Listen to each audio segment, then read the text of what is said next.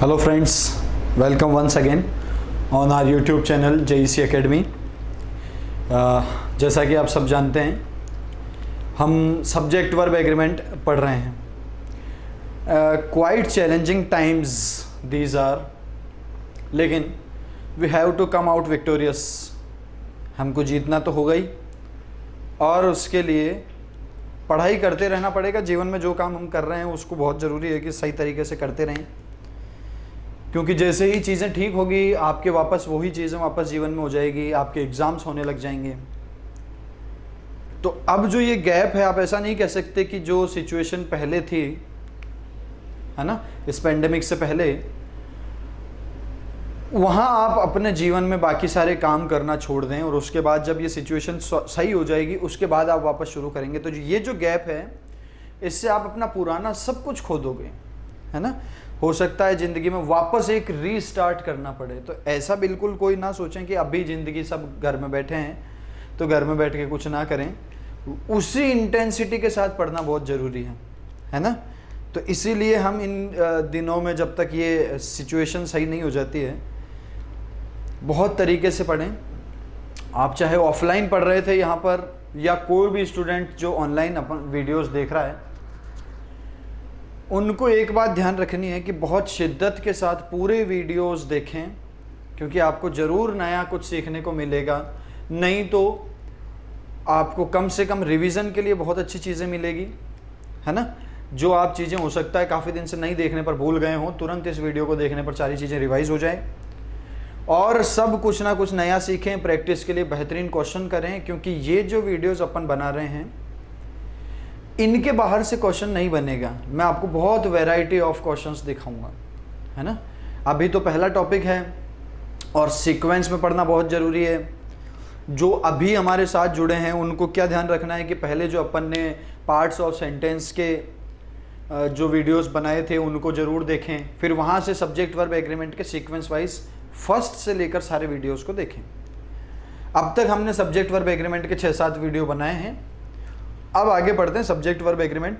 ये टॉपिक ख़त्म होने वाला है, 2-3 वीडियोस और बनेंगे। उसके बाद में हम जो है इस टॉपिक के क्वेश्चंस करेंगे, ठीक है।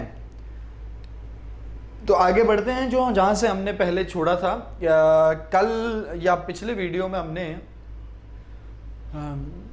नाउन से रिलेटेड जो सब्जेक्ट वर्ब एग्रीमेंट के रूल्स हैं उनको देखा था, पेयर नाउन और कलेक्टिव नाउन। एक और नाउन है मीन्स। एक और नाउन क्या है दोस्तों? मीन्स। अच्छे क्वेश्चन बनते हैं, अच्छा शब्द है। सबसे पहले इस शब्द को, इस वर्ड को पूरी तरीके से समझाता हूं मैं आपको। एक वर्ड होता है मीन, है ना। एक वर्ड होता है मीन, ये वर्ब होता है। क्या होता है? ये वर्ब होता है। What do you mean by this? आपका इससे क्या मतलब है ना।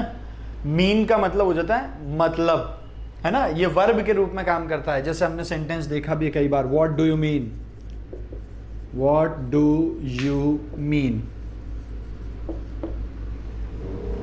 है ना। ये हेल्पिंग वर्ब हो गई हमारी, और ये हो गया हमारी मेन वर्ब, और मीन हो गई हमारी वर्ब की फर्स्ट फॉर्म, जिसका मतलब होता है क्या अर्थ रखना किसी चीज का। What do you mean. तो ये मीन जो शब्द है ये है वर्ब। इसको छोड़ दें, अभी इससे अपन को कोई मतलब नहीं है, अपन बात कर रहे हैं मीन्स के बारे में। अच्छा, एक और जो ये वर्ड मीन है, ये एक एडजेक्टिव भी होता है ना। मतलबी इंसान को कहा जाता है ना। ही इज वेरी मीन, मतलब बहुत ही मतलबी इंसान है, बहुत ही मतलबी है। तो ये मीन क्या हुआ? एडजेक्टिव हुआ। ही इज सो मीन, वो बहुत मतलबी है। ये हमारी मेन वर्ब है, और ये मीन हुआ सब्जेक्ट कॉम्प्लीमेंट। बिल्कुल क्लियर है। यहां से अगर आप इस सेंटेंस को देखोगे समझ जाओगे बिल्कुल। अगर डू हेल्पिंग वर्ब है तो ये वर्ब की फर्स्ट फॉर्म है, मेन वर्ब है। यहां ये मेन वर्ब है तो ये सब्जेक्ट कॉम्प्लीमेंट बनेगा। ये मीन है एडजेक्टिव, दोनों का मतलब अलग है। इस मीन एडजेक्टिव का मतलब तो होता है मतलबी, है ना। और इस वर्ब मीन का मतलब होता है किसी चीज से मतलब रखना, है ना, या किसी बात का कोई अर्थ होना, है ना। ये तो वर्ब हो गई। तो ये जो शब्द है मीन, इसको तो छोड़ देते हैं अभी हम, इसके दो अर्थ तो मैंने आपको बता ही दिए, यूजेस भी बता दिए। हम बात कर रहे हैं मीन। अच्छा, मीन एक नाउन भी होता है। जो ये शब्द मीन है ये नाउन भी होता है। आपने सुना होगा स्टैटिस्टिक्स में एक वर्ड आता है, या मैथ्स में भी कई जगह आता है, मीन मोड मीडियन वाला, तो वो मीन अलग है। हम बात कर रहे हैं मीन्स की, और यहां से सब्जेक्ट वर्ब एग्रीमेंट के अच्छे क्वेश्चन बनते हैं। अच्छा, तो इसका मतलब है दो सेंस में नाउन के रूप में कार्य करता है। तो मीन्स बेसिकली एक नाउन है। और कैसा नाउन है दोस्तों? ये नाउन प्लूरल है। प्लूरल का मतलब आप अगर यहां से एस हटाएंगे तो इसका मतलब बिल्कुल चेंज हो जाएगा। एस हटाते ही ये क्या बन जाएगा? या तो वर्ब बन जाएगा या एडजेक्टिव बन जाएगा। अभी अपन ने थोड़ी देर पहले देखा था।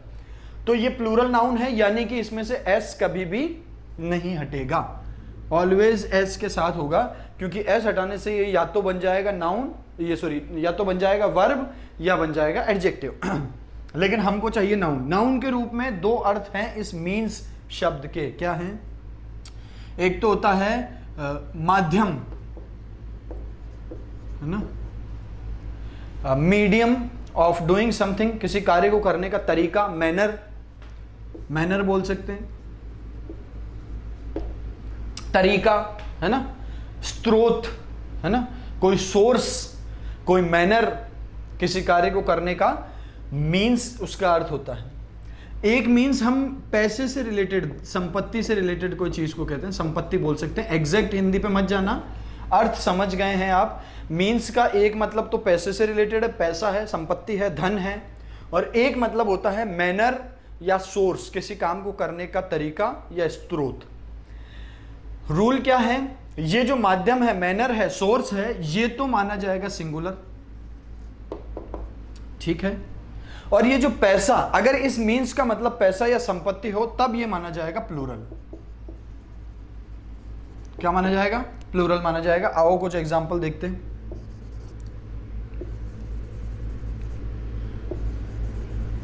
सम other means of transportation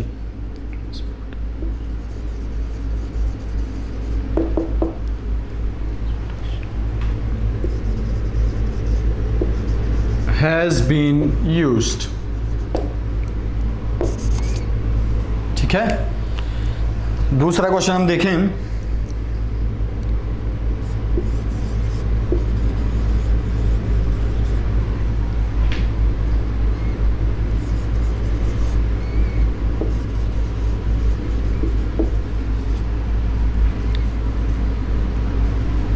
Her means are weak, so या ऐसे लिखते हैं, her means are so weak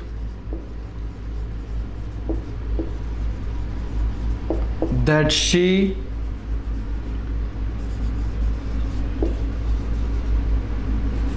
cannot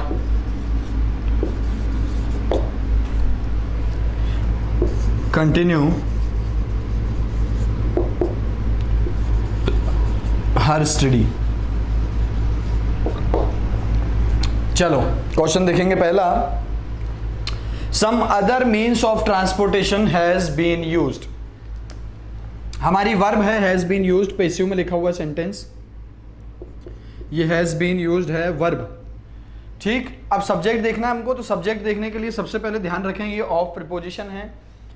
preposition के बाद वाला सेंटेंस का सब्जेक्ट नहीं बन सकता है, तो ट्रांसपोर्टेशन आपका सब्जेक्ट नहीं है सेंटेंस का। पहले देखें हम, पहले लिखा सम अदर मीन्स। अब अगर यहां पर हम मीन्स को देखें ध्यान से, तो ये देखने में तो प्लूरल लग रहा है। प्लूरल क्यों लग रहा है? क्योंकि एस जुड़ा हुआ है ना। अगर हम यहां से एस हटा दें तो बिल्कुल ही गलत हो जाएगा, क्योंकि मीन एक ऐसा नाउन है जिसमें एस आपको जोड़ के रखना पड़ेगा, अदरवाइज उसका मतलब चेंज हो जाएगा। तो ये मीन्स हमने लिखा प्लूरल। अब ये देखने में प्लूरल लग रहा है, लेकिन ये है सिंगुलर या प्लूरल, जैसा कि अपन यहां से देख सकते हैं।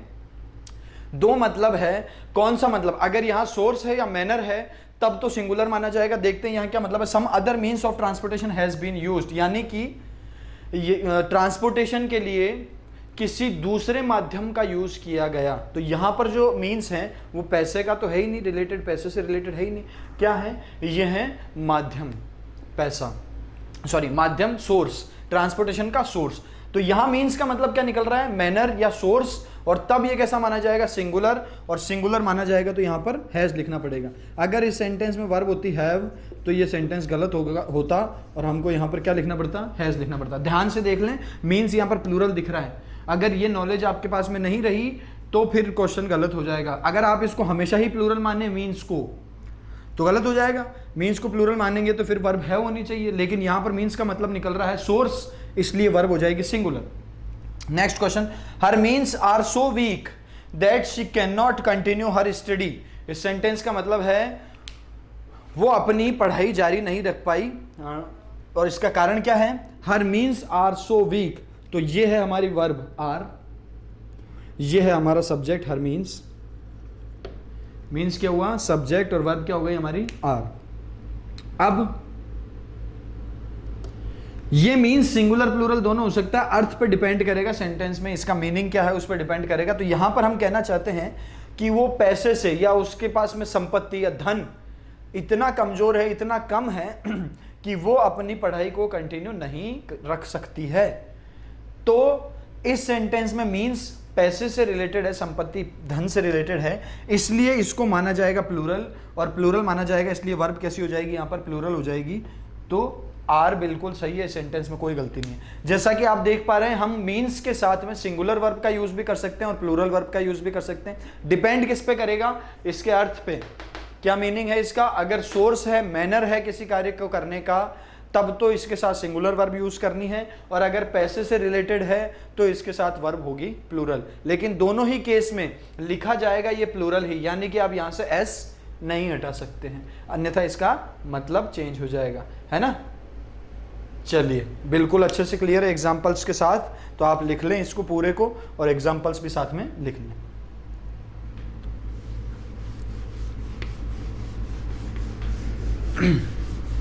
चलो आगे बढ़ेंगे।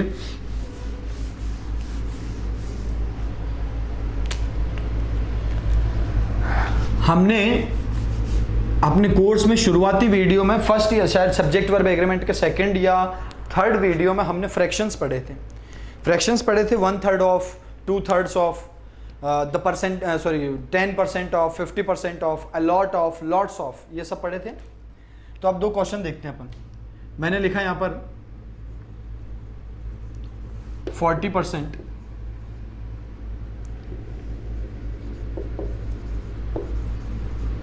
of the shops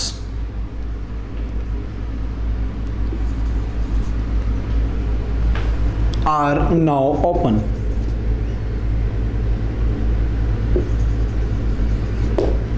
ठीक है, ये हमारा फ्रैक्शन से रिलेटेड क्वेश्चन है जो हम पहले भी पढ़ चुके हैं, है ना। 2/3 ऑफ, 40% ऑफ, 10% ऑफ, ऐसा करके हमने लिखा था। देखें एक और क्वेश्चन लेते हैं।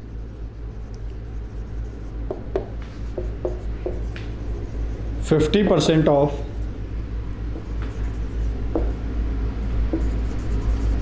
द वाटर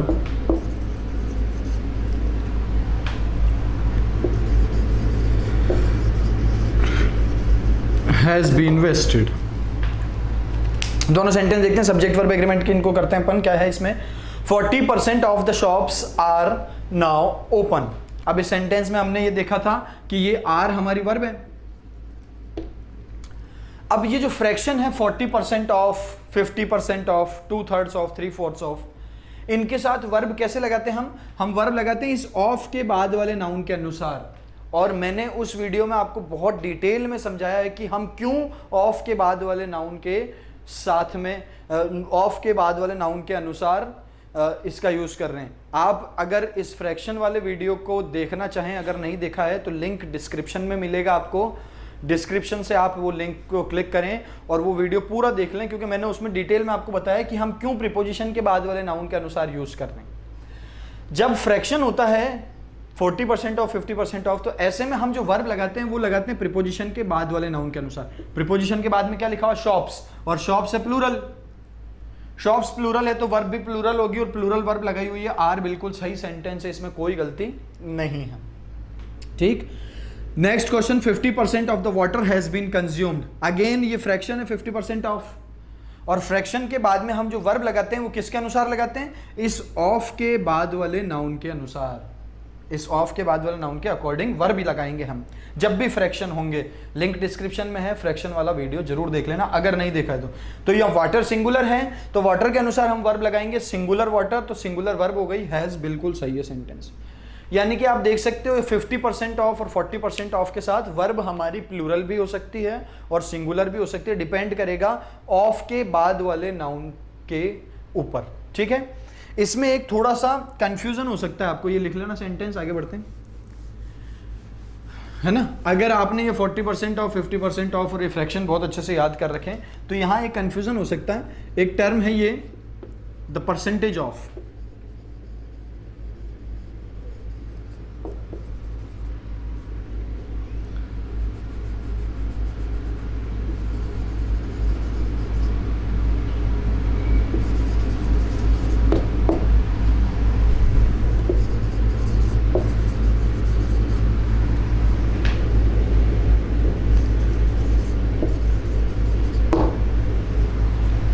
अच्छा सेंटेंस है, एक और सेंटेंस लिख देता हूं मैं आपको।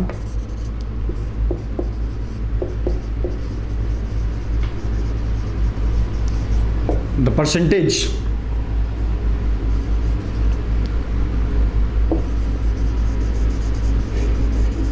ऑफ सक्सेसफुल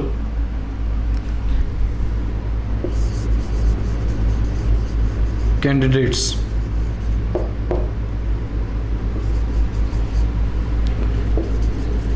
are not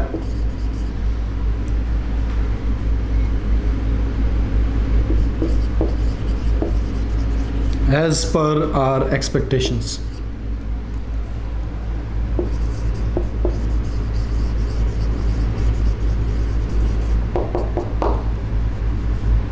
चलें क्वेश्चन देखते हैं, बेहतरीन अच्छे दो क्वेश्चन हैं, यहां से आप थोड़ा सा कंफ्यूज भी हो सकते हैं। The percentage of shops that are open are less. इस सेंटेंस में अगर आप देखोगे तो आपको दो वर्ब दिखेगी, एक तो है आर और दूसरी वर्ब है ये वाली आर। तो अब ऐसा इसलिए हुआ है क्योंकि इस सेंटेंस में हमको एक रिलेटिव प्रोनाउन दिखेगा और रिलेटिव प्रोनाउन कौन है? रिलेटिव प्रोनाउन है दैट। दोस्तों हम पहले वीडियो में पढ़ चुके हैं रिलेटिव प्रोनाउन के बारे में, बहुत डिटेल में मैंने आपको बहुत सारे एग्जांपल्स भी रिलेटिव प्रोनाउन के करवाए हैं। और रिलेटिव प्रोनाउन अगर आपने नहीं पढ़ा है तो लिंक आपको मिलेगा डिस्क्रिप्शन में जाके वहाँ पर आप जरूर वो वीडियो देख लें। तो जो रिलेटिव प्रोनाउन तीन बेसिकली हमारे रिलेटिव प्रोनाउन थे, हु, विच और दैट, ये है हमारा that relative pronoun. Relative pronoun के बाद में जो हम वर्ब लगाते हैं वो लगाते हैं हम एंटीसीडेंट के अनुसार, हम बहुत अच्छे से पहले पढ़ चुके हैं। यानी कि ये रिलेटिव प्रोनाउन दैट के बाद में जो ये वर्ब आई है आर, ये किसके अनुसार लगेगी? ये लगेगी रिलेटिव प्रोनाउन के जस्ट पहले वाले शब्द के अनुसार। और ये दैट रिलेटिव प्रोनाउन से जस्ट पहले अपन ने क्या लिखा हुआ है? शॉप्स। ठीक, अब शॉप्स है हमारा प्लूरल, एस जुड़ा हुआ इसमें, शॉप्स प्लूरल है, इसलिए ये वर्ब क्या हो जाएगी? यहां पर प्लूरल हो जाएगी। आर बिल्कुल सही है, ठीक है, आर बिल्कुल सही है। ये रिलेटिव प्रोनाउन का कॉन्सेप्ट है। जब भी रिलेटिव प्रोनाउन के बाद में हम वर्ब लगाते हैं, यानी कि रिलेटिव क्लॉज में जो हम वर्ब लगाते हैं, ये वाली वर्ब ये लगाते हैं हम रिलेटिव प्रोनाउन के जस्ट पहले वाले शब्द के अनुसार। अब रिलेटिव प्रोनाउन के जस्ट पहले लिखा हुआ शॉप्स, शॉप्स प्लूरल है इसलिए वर्ब हो गई प्लूरल, बिल्कुल सही है, कोई गलती नहीं है, ठीक है। रिलेटिव प्रोनाउन ना पढ़ा हुआ हो तो वीडियो का लिंक डिस्क्रिप्शन में है, पढ़ लेना। चलो अब मेन इंपॉर्टेंट बात है इस वर्ब की, आर लेस। अब ये किसके अनुसार लगाई जाए? हमने पढ़ा हुआ है कि ये मेन क्लॉज के वर्ब हैं, और मेन क्लॉज में जो वर्ब है वो कभी भी प्रीपोजिशन के बाद वाले नाउन के अनुसार नहीं लगा सकते हैं, क्योंकि ये प्रीपोजिशन के बाद वाला नाउन सब्जेक्ट नहीं होता है। अब अगर आपका वापस दिमाग चल जाए कि अगर प्रीपोजिशन के बाद वाला नाउन सब्जेक्ट नहीं हो सकता है तो फिर हमने ये आर इसके अनुसार क्यों लगा दिया? तो याद रखो रिलेटिव प्रोनाउन लिखा हुआ है इसलिए ऐसा हो सकता है। रिलेटिव प्रोनाउन को केवल एंटीसीडेंट नजर आता है, ना उसको ऑफ दिखेगा ना और कोई शब्द दिखेगा, वो केवल एंटीसीडेंट से मतलब रखेगा, ठीक है। तो इसलिए हमने ये एंटीसीडेंट के अनुसार लगा दी। ये मेन क्लॉज है और मेन क्लॉज का प्रीपोजिशन के बाद नहीं आ सकता है, तो मेन क्लॉज लगेगा द परसेंटेज ऑफ के अनुसार। अब एक जरूरी बात जो आपको यहां से समझनी है, जैसा कि हम पहले देख चुके हैं कि 50% ऑफ, 40% ऑफ, 30% ऑफ, इनमें तो हम वर्ब लगाते हैं प्रीपोजिशन के बाद वाले नाउन के अनुसार, लेकिन ये जो द परसेंटेज ऑफ है, द परसेंटेज ऑफ, इसके बाद नाउन चाहे सिंगुलर हो चाहे प्लूरल हो, चाहे काउंटेबल अनकाउंटेबल, कैसा भी नाउन हो, वर्ब हमेशा सिंगुलर ही यूज की जाएगी। ऑलवेज सिंगुलर वर्ब का ही यूज किया जाएगा। तो ये द परसेंटेज ऑफ उस फ्रैक्शन से थोड़ा सा अलग है, ये बात मैं आपको समझाना चाह रहा हूं इन एग्जांपल्स के द्वारा। ठीक है कि 40% ऑफ 50% ऑफ फ्रैक्शन में तो ऑफ के बाद वाले के अनुसार लगेगा, लेकिन द परसेंटेज ऑफ में हमेशा सिंगुलर लगेगा, चाहे बाद में कुछ भी हो, सिंगुलर हो या प्लूरल हो। इसलिए यहां पर आर की जगह क्या लिखना पड़ेगा अपन को? इज लिखना पड़ेगा। बहुत इंपॉर्टेंट बात है, याद रख लेना, कंफ्यूज बिल्कुल मत होना, है ना, कि द परसेंटेज ऑफ को भी कहीं 40% ऑफ के साथ में मिला दो और ऑफ के बाद वाले के अनुसार या शॉप्स के अनुसार प्लूरल लगा दो, बिल्कुल ऐसा नहीं होगा। Next question, the percentage of successful candidates are not as per our expectation, यानी कि सक्सेसफुल कैंडिडेट्स का प्रतिशत हमारी उम्मीद के अनुसार नहीं था, हमारी उम्मीद, एक्सपेक्टेशन, उम्मीद के अनुसार नहीं था, सक्सेसफुल कैंडिडेट्स का परसेंटेज। अब यहां हमको दिख रहा है द परसेंटेज ऑफ, है ना, द परसेंटेज ऑफ में ये ऑफ प्रीपोजिशन के बाद कैंडिडेट्स, इससे कोई मतलब नहीं हमको, ये चाहे सिंगुलर हो या प्लूरल हो, द परसेंटेज ऑफ के साथ वर्ब हमेशा सिंगुलर आएगी, इसलिए आर की जगह क्या कर देते हैं हम? आर की जगह कर देते हैं दोस्तों इज। तो ऐसे फ्रैक्शन से 40% 50% से ये द परसेंटेज ऑफ कैसे अलग है ये मैं आपको बता चुका हूं। अब रही बात फ्रैक्शन में हम ऑफ के बाद वाले के अनुसार क्यों लगाते हैं वर्ब, उसके लिए आपको फ्रैक्शन वाला वीडियो देखना पड़ेगा, जिसके लिए लिंक दिया हुआ आपको डिस्क्रिप्शन में। ठीक है, चलो आगे बढ़ते हैं। अब कोर्स में लिख लेना ये द परसेंटेज ऑफ के साथ अगर वर्ब सिंगुलर, नाउन सिंगुलर हो चाहे प्लूरल हो, कोई मतलब नहीं है, वर्ब कैसी होगी? सिंगुलर होगी वर्ब, चाहे नाउन प्लूरल हो चाहे सिंगुलर।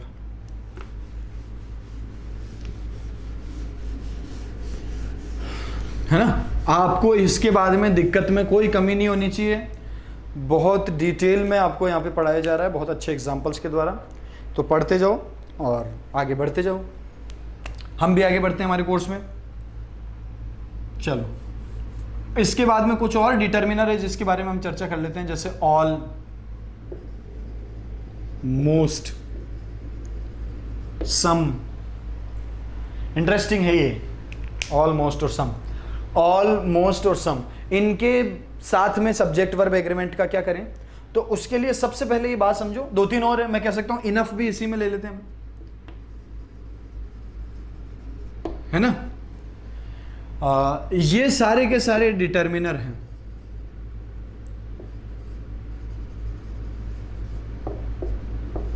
ठीक है, ये सारे के सारे डिटर्मिनर हैं।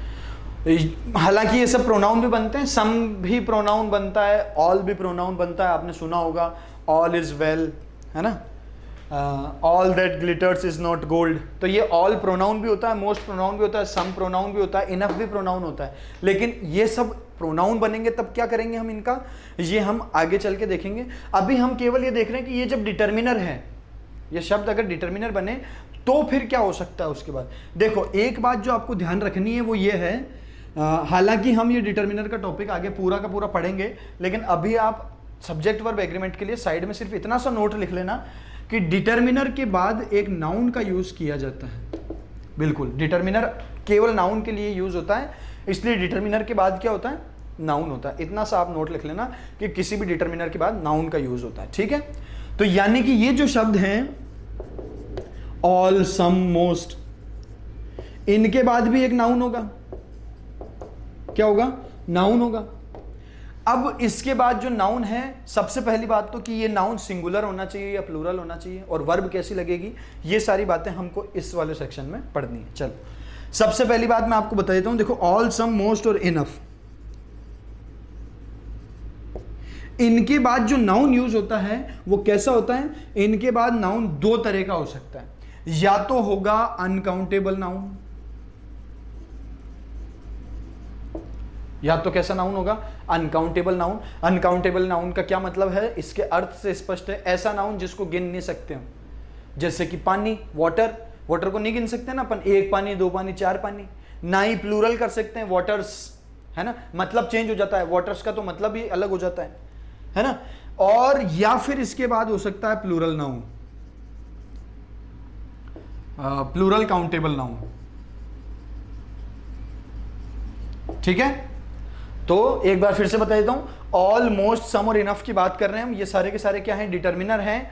और डिटर्मिनर के बाद में क्या होना जरूरी है फ्रेंड्स, नाउन होना जरूरी है। और ये जो डिटर्मिनर है इनके बाद नाउन कैसा हो सकता है, नाउन हो सकता है या तो आपका अनकाउंटेबल, यानी कि जिनको गिन नहीं सकते, जो हमेशा सिंगुलर रहते हैं, ऐसे नाउन हो सकते हैं, या फिर होगा प्लूरल काउंटेबल नाउन। कैसे, देखो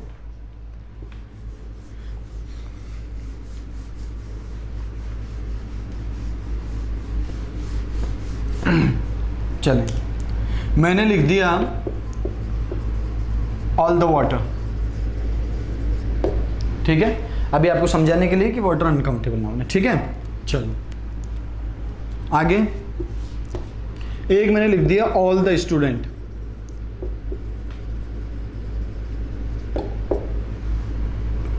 ऑल द वाटर मतलब सारा का सारा पानी, ऑल द स्टूडेंट मतलब पूरा का पूरा छात्र। अब ये ऑल द स्टूडेंट कैसा लग रहा है आपको, कितना गंदा लग रहा है। ऑल द स्टूडेंट का मतलब पूरा छात्र, फिर आधा छात्र कैसे होता है, आधा स्टूडेंट कैसे होगा, हो ही नहीं सकता, पूरा ही होता है स्टूडेंट। तो इसलिए ये सिंगुलर काउंटेबल नाउन यहाँ पे पॉसिबल नहीं है, यहाँ पर प्लूरल काउंटेबल नाउन का यूज करना पड़ेगा। ऑल द स्टूडेंट्स बिल्कुल सही है। हम कहना चाहते हैं कि सारे के सारे स्टूडेंट्स आ चुके हैं, यानी कि ऑल द स्टूडेंट्स। यानी कि देखो नाउन कैसा हो सकता है, ऑल के बाद या तो हो सकता है अनकाउंटेबल नाउन, ऑलवेज सिंगुलर रहने वाले नाउन, या फिर होगा प्लूरल काउंटेबल नाउन, है ना।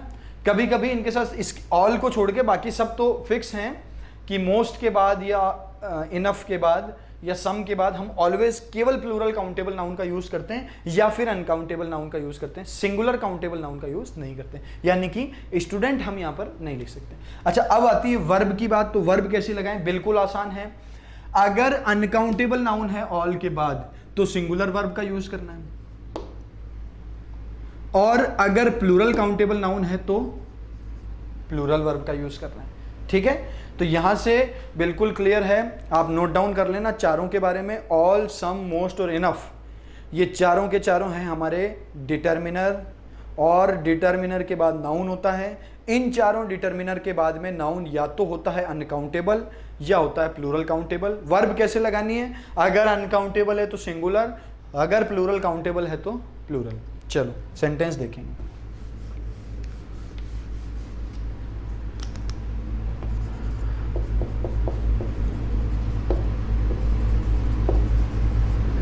Most of the furniture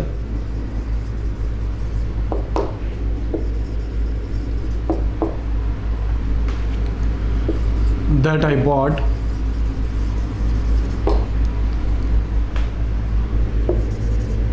in Delhi have been sold। एक सेंटेंस हम ये देख लेते हैं,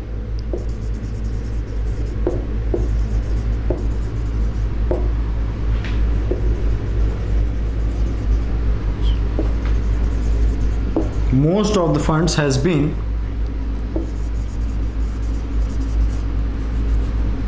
distributed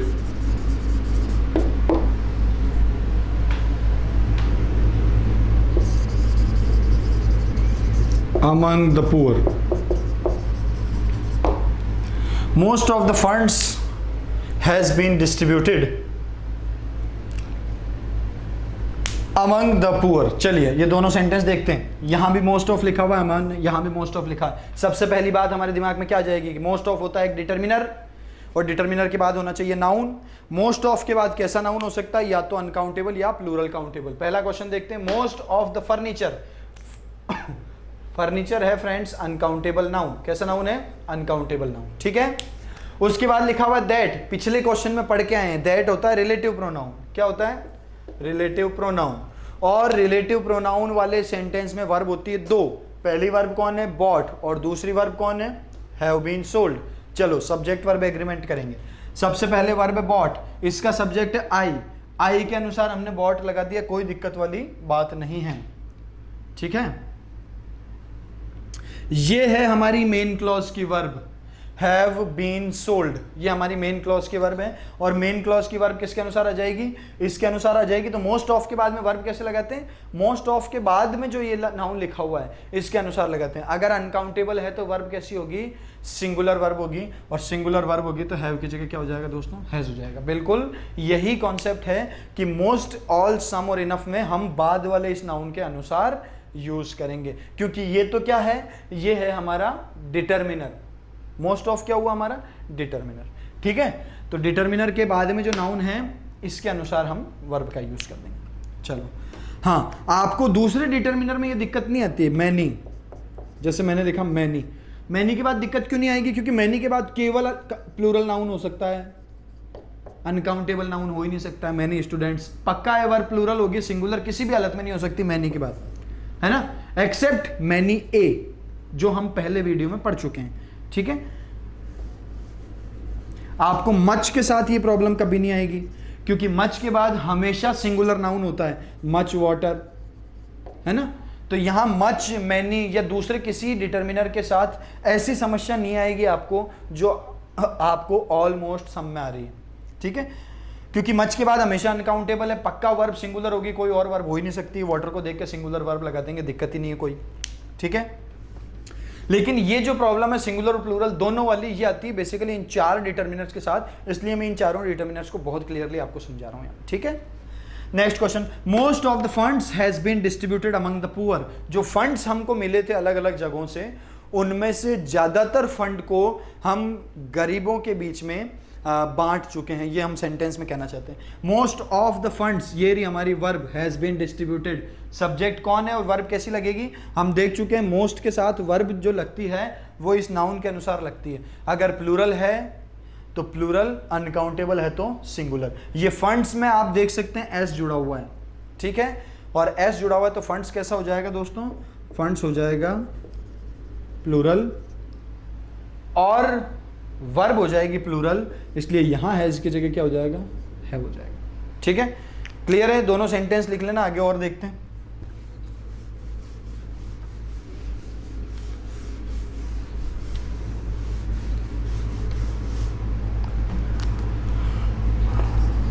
हमने लिखा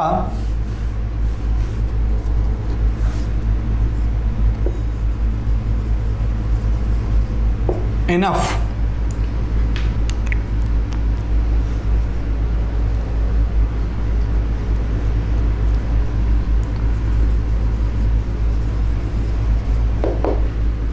enough questions, या हम दूसरा सेंटेंस लेते हैं, ऑल से बना लेते हैं हम।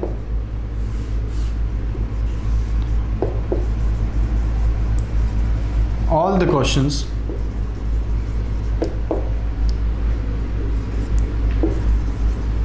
that were asked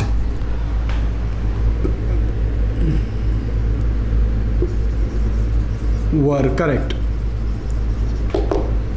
दूसरा क्वेश्चन और देख लेते हैं।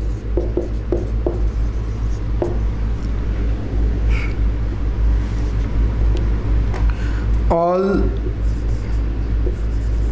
the gold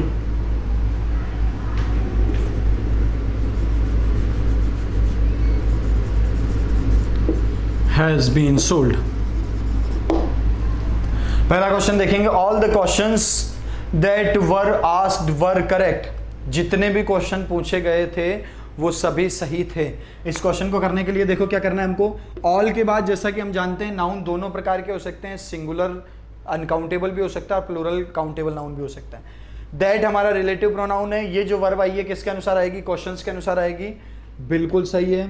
और ये जो वर लिखा हुआ है ये भी किसके अनुसार आएगा, क्वेश्चंस के अनुसार आएगा, क्योंकि ऑल में बाद वाले नाउन के अनुसार लगाते हैं, तो ये भी सही है, यानी कि इस क्वेश्चन में सब्जेक्ट वर्ब एग्रीमेंट की कोई गलती नहीं है। Next, all the gold has been sold. All the gold, अब ये गोल्ड कैसा नाउन है दोस्तों, अनकाउंटेबल नाउन है ना। कभी भी जिंदगी में ऐसे थोड़ी बोला होगा हमने गोल्ड्स, नहीं, हमने गोल्ड ही बोला है। तो all the gold, gold uncountable noun है, और अनकाउंटेबल नाउन अगर हो ऑल के बाद तो वर्ब कैसी होनी चाहिए, सिंगुलर होनी चाहिए, ये सिंगुलर वर्ब का यूज किया गया, बिल्कुल सही है। बेसिकली ये चीज क्यों बताई जा रही है, क्योंकि सब्जेक्ट वर्ब एग्रीमेंट पढ़ रहे हैं। अब अगर हमने यहां पर वर्ब देखी और हम सेंटेंस का सब्जेक्ट ढूंढने चले तो हमारे पास में हमको देखता है ऑल, और हो सकता है दिमाग में ऑल को देख के हमको हमेशा प्लूरल वर्ब याद आती हो, क्योंकि जनरली ऑल का मतलब होता है सभी, और सभी का मतलब तो प्लूरल होना चाहिए, इसलिए। या मोस्ट का मतलब होता है अधिकतर भी प्लूरल दिखता है, ठीक है। सम यानी कुछ भी एक से ज्यादा होता है तो वो प्लूरल दिख सकता है ना।